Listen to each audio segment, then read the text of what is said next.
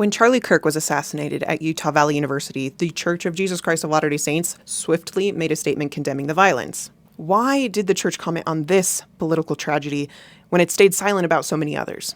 Is this politics, or is this something deeper?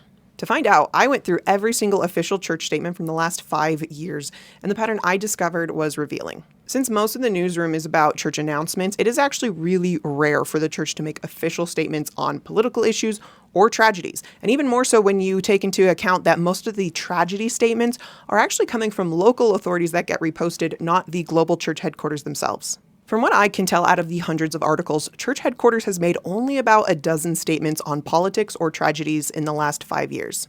And they're on things like the church's position on things like immigration, abortion, political neutrality, or the death of a missionary in the field. In other words, things that are directly relevant to the church. And in this case, I think it is demonstrable that this particular tragedy has a greater connection to the church. This highly publicized crime was committed in the church's backyard of Utah.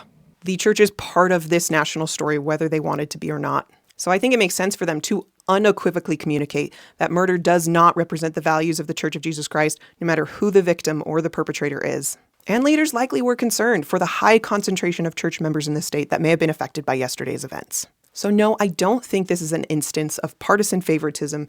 This is the church messaging their position on an event that has direct bearing on them. And this statement is instructing members on what to do next in this highly charged environment. Love your neighbor.